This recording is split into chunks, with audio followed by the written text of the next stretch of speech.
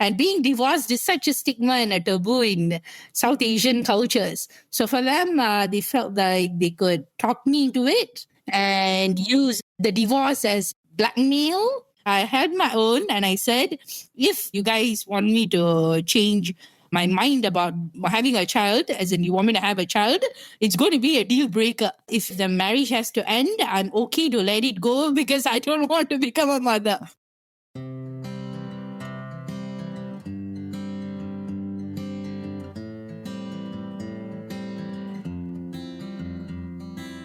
That was today's guest, Mandy.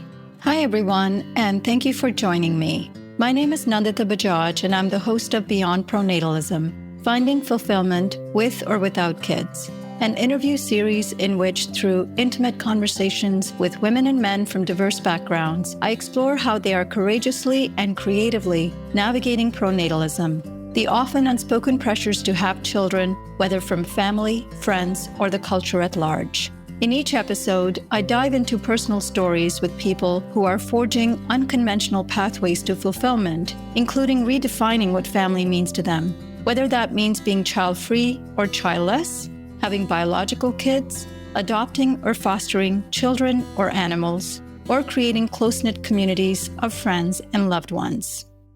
Hi, Mandy, and welcome to Beyond Pronatalism. It's wonderful to have you here. Thanks for having me on the show. I am really looking forward to share more about myself and my life story and the trajectory that I've been through with fellow like-minded people. Yes, likewise. I was so pleased to read your story. It's one that's very relatable to a lot of people who are coming from traditional backgrounds, and I'm looking forward to learning more about your story today. So, Mandy, why don't we start with hearing a little bit about your background? Where do you live? What do you do? So, my name is Mandy Mercy GK, and I'm a Singaporean. I'm child-free by choice. I'm a teacher, and my way of giving back to society is through my vocation, my chosen calling, which is through teaching, my teaching career and writing books and the YouTube channel that I have. But sometimes it may fall short of what society expects me to do, which is become a mother, get married and have children. So I want to redefine that womanhood is not always equals to motherhood. And I want to remind fellow child-free women and men out there who are thinking of considering a similar pathway for themselves. How common is it for people living in Singapore to be child-free by choice, especially South Asians? Singaporeans in general are very open to the idea of being child-free by choice. They openly discuss it on platforms and in social circles. When I first entered uni many years ago, I actually chanced upon some of my peers and some of our lecturers who brought up this point about being child-free by choice. And that was when I even realized that having children is an optional thing to do. It's not mandatory or compulsory thing. My parents were expats. They migrated to Singapore in the early 1990s.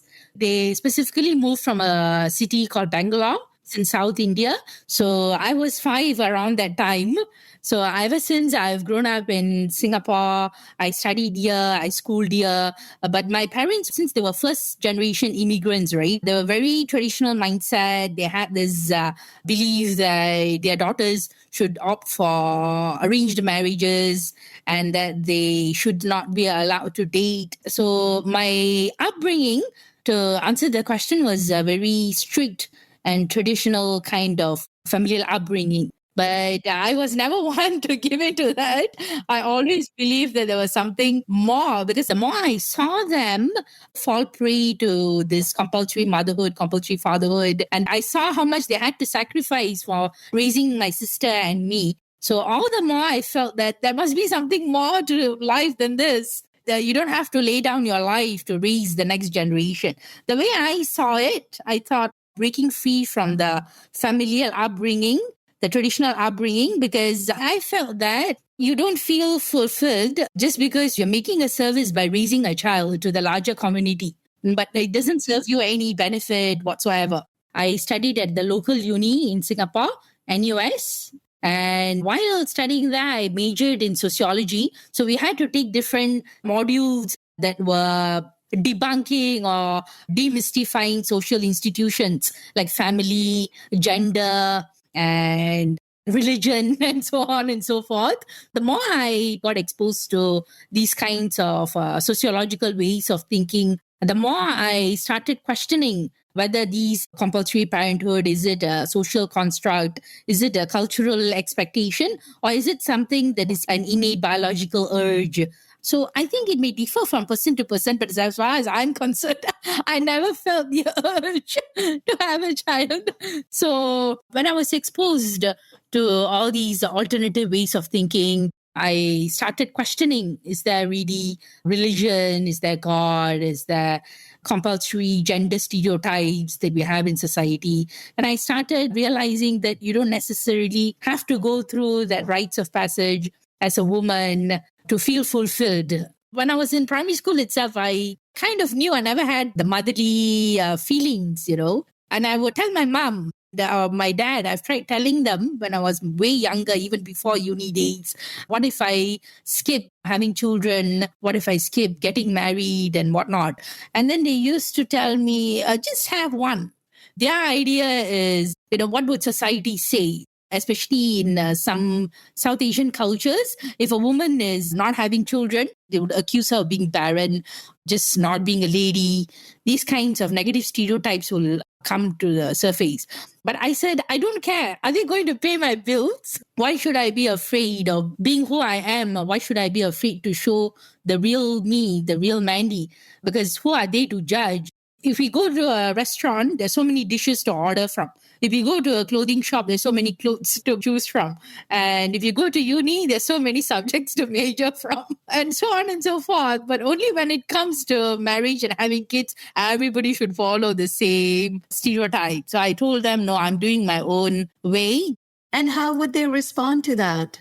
Usually it didn't go well until more recently, and then they became a bit more modernized after having witnessed how society, people are changing around them in Singapore.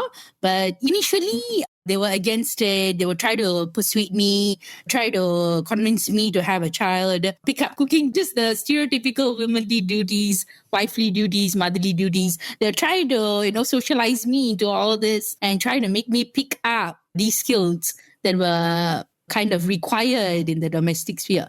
And it sounded like, from what you shared with me in the story, in the summary, that they did manage to convince you to pursue a traditional path. Tell us more about how that came about. So I was, I think, straight out of uni. I had just done my undergrad, and I had gone for teachers training. And soon after that, they said, you are reaching a certain age. I was about 24, 25 then. So they said, we have to look for an alliance for you. So let me make you with some of these guys. You look at this picture, that picture, or this uncle's son, or this auntie's son. And I was curious, to be honest, I was quite curious because I've never been allowed to date. Little did I know what was in store for me. So I said, okay, fine, let me give it a try. What harm does it hold? I didn't know that the expectations would be vastly different. Me living in Singapore, having been raised in Singapore, and the boy side having come from a vastly different Indian background. So I said, okay, we can arrange to meet and discuss things. But the first thing, I have a few conditions. The first meet itself, I would tell him, which is, it was through a phone conversation. Even before we met face to face, I told him the first thing, even before we talk about anything else, I don't want to have children. If you're okay with it, we can consider further. And I mean, I don't blame him, but deep inside his mind, he thought he could change my mind. So he said, yes. I also have similar ideas as you. I always questioned why people should have children, blah, blah, blah. I was convinced. I thought I met my soulmate. So I was gullible and very impressionable. So I believed everything that I was told. And I even spoke to my would-be mother-in-law. And she also sang the same tune. So I was very convinced. We met face to face in India. It was in Bangalore, in Chennai. And then soon afterwards, the marriage date was fixed and we had a traditional wedding. So at that point in time, I didn't suspect anything, to be honest. All our other values, I had been very upfront that I don't believe much in tradition, culture. I don't believe in God. I just believe in being a good person. That's all. So I went over for a brief period of time. I was staying with my in-laws while he was away in different parts of India working on site and all that. So while I was there, I felt a lot of pressure from both my in-laws and my sister-in-law especially. There was a lot of like trying to put pressure on someone to make them just comply because they've already been married into your family. If they were not to comply, then it would end in a divorce. And being divorced is such a stigma and a taboo in South Asian cultures. So for them, they felt like they could talk me into it and use the divorce as blackmail. I had my own and I said, if you guys want me to change my mind about having a child, as in you want me to have a child, it's going to be a deal breaker. If the marriage has to end, I'm okay to let it go because I don't want to become a mother. When I told them that, they were very shocked. And then we were in India. We had planned a holiday to Singapore, to my parents' house. So he and we visited my parents. And then he said, I will come back to get you after a few months. He went back and then started calling my dad separately without my knowledge and started demanding for dowry for all the sacrifices he has made, quote unquote, sacrifices. So I felt a sense of outrage on my dad's part. Why does he have to contribute for the so-called sacrifices that my husband has made? I made it clear from day one. And then one fine day, I just picked up the phone. I don't know from where I got the strength. I think it's been boiling up inside of me, all the pent-up emotions and all that. And I asked him, did you ask money from my dad? And he was like, yes, you see, I buy you all these things.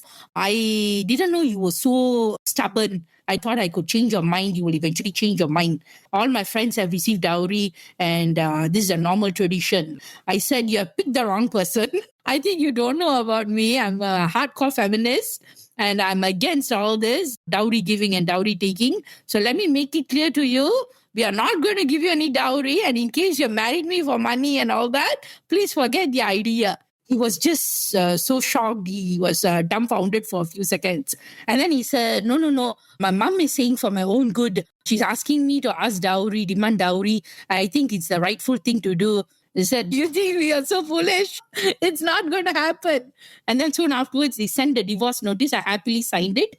This is not the way relationships should be. Yeah, I always saw in movies and I've heard of dowry giving and dowry taking happening outside of the family. But I never thought it would happen in my life. But never mind. At least I'm happier now. All my money goes to myself and my parents because they raised me, right? Obviously, I need to do my part. My wedding it cost an arm and a leg. I told myself, even if I can't pay them fully, I will do my best to see what small ways I can repay them. Because now I'm still living under them. I'm still living with my parents under one roof.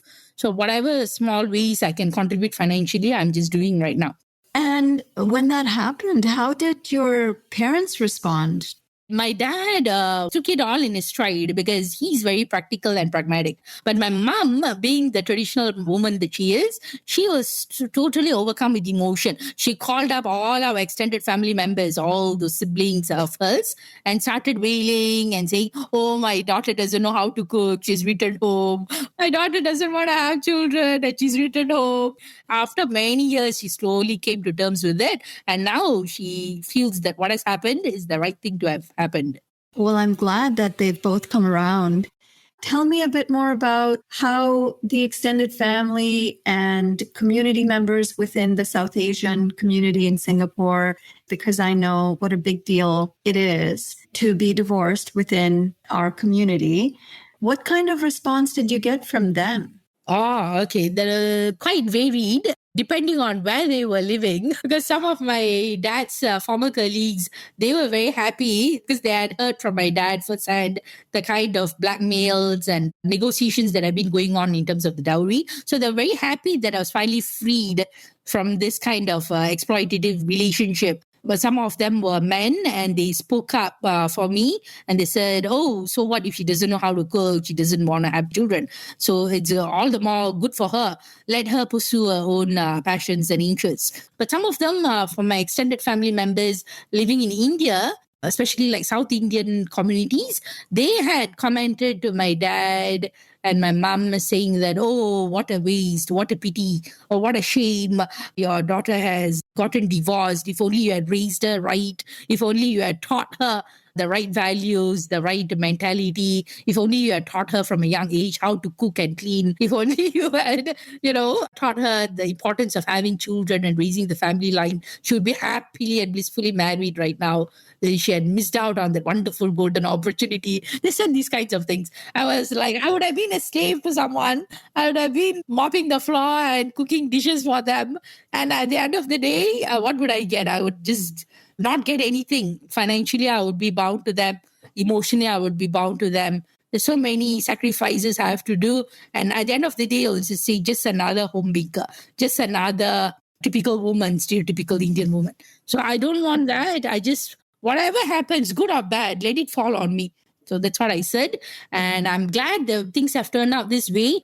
Yeah. And I find it interesting that some of these people were putting the blame of your quote unquote failure on your parents and how they raised you. And this is why the stigma around divorce in so many cultures, but especially traditional cultures, is so strong, because it's not just the person that's getting divorced. It's as if the entire family has to bear the burden of divorce. Your parents basically bear the full responsibility of who you end up becoming. So good for you for sticking to your values, because it takes a lot of courage. And post-divorce now, you've had 10 years of managing to enjoy your child-free life. Tell me more about what the post-divorce life has been like for you.